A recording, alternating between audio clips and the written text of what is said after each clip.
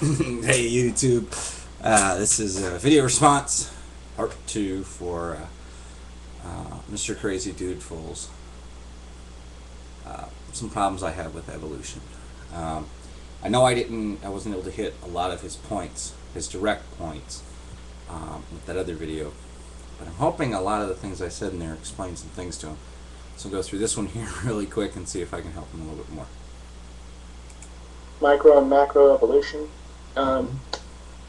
Some theories behind it. Some of which I have trouble with time understanding. So here we go. I would like to ask atheists why it is that because things in evolution are similar, that means that they're directly related. I know things can be similar. That's good. It's a good hunch to say, well, maybe they're related. Maybe they are the same. Directly related, I suppose, would be a little bit. Well, it's based on one's perspective. One way of looking at it could be directly related, but it has to do with traveling back through one's lineage. Other people wouldn't say directly related because of how far they've branched away. So that's kind of arbitrary. You'd actually have to agree on what directly is going to mean before you can pursue on with that. I know it seems like it's kind of a beat around the bush type of thing, but with these kinds of things you actually have to come to an understanding of which each person's perspective of directly related's definition is going to be for the sake of the conversation. But it doesn't 100% prove that there's a direct gene line to a specific animal. Like, for instance, lions supposedly came from cats because they're both felines. No. You see, that's where there are some common mistakes. You're not going to have like a tabby cat, and that is what becomes a lion or a puma or a tiger. That's where a lot of mistakes are made.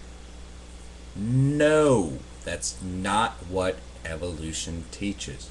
What it will teach is when you trace the heritage back far enough, over millions upon millions of generations, you will find that they would have come from the same source. And that same source traveled way back for the felines. It would end up merging with everything else that's alive today.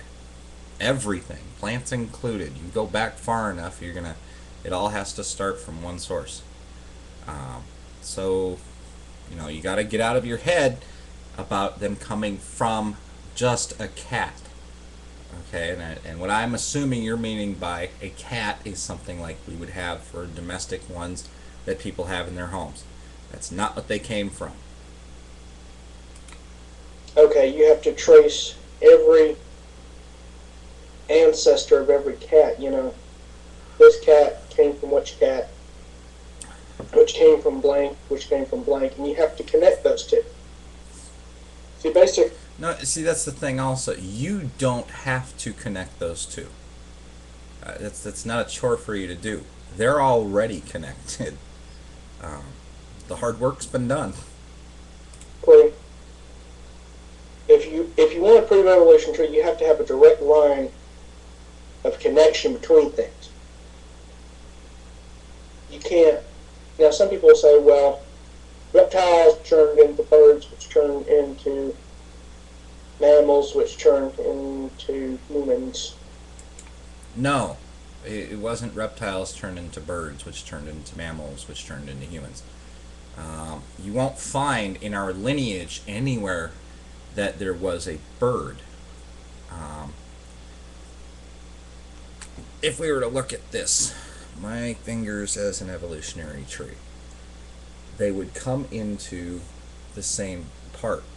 Okay, so where we would have, down its trunk, we'd have what the animals would have come from in their simplest forms, branching off way up the line into, a reptilian, amphibian first, and reptilian, and that those reptiles and what have you were branched off into birds, many staying as reptiles, and into mammals and so on.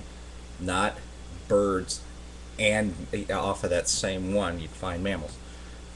So, no. And it's not so much turn into.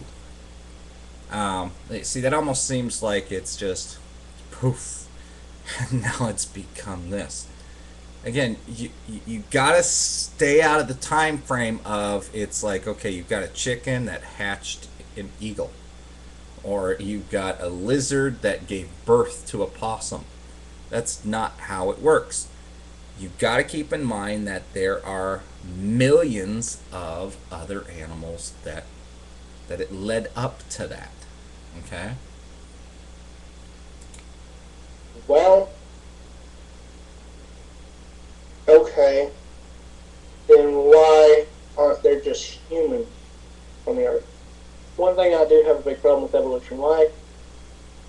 If you look at the big picture, we look at the most primitive form of life, like singular cell bacteria. And then we have humans, which are the most advanced.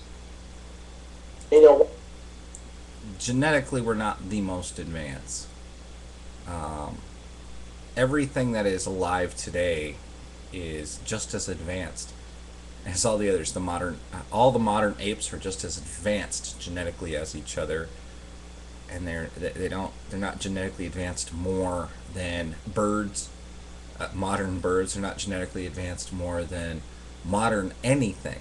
They're more genetically advanced than their predecessors millions of years ago. The only thing that separates us has to do with the way our brains work versus the way their brains work. But as I covered before, that had to do with since we did not have the advantages of claws and the teeth and the speed and the strength and stuff like that, be able to just ours came through our necessity was brought about invention, brought about in tools. That's the biggest thing that makes us unique. why aren't there just humans? I really want to know why. How do you explain that? The other animals would have had to have started using tools and started working with problem solving to do it as well. It's that simple. There are some animals out there that do it. Chimpanzees will actually use a stick to fish for termites. Given enough time, you take that chimpanzee who's starting to, craft tools and combine the two and actually see direct linkages between, if I put this rock on this stick and I got the club. Or maybe it's like, okay, this isn't working. It just uses a bigger stick as a club as opposed to using just a twig for fishing for termites. So tool usage can help to really advance them. Anyway, I'm getting close on time, so I'm going to hurry this up. How can there be animals do? Like, you have one species of animal that came from which exact thing? It came from what? And then that came from what? There's no direct connection. That's why I have a problem with evolution, because there's no direct connection between stuff. See, now you're bouncing back and forth. You're repeating things that you said earlier in the beginning of it. And I must confess that I actually did, because of time, I actually moved forward a little bit through this. But you're bouncing around. You're repeating yourself now. It's getting redundant. So maybe you can understand why I'm saying what I'm saying. Things can be similar. All right, to sum this up, it seems to me like most of the stuff that you've actually learned about this had to do with just having conversations with people, and you were dissatisfied with what they had to say. I would recommend actually doing just really research it. Learn about what it is, and go through it point by point. Don't overwhelm yourself. Anyway, I'll let it go at that. Somehow magic. I'll talk to you all later. Have a good one.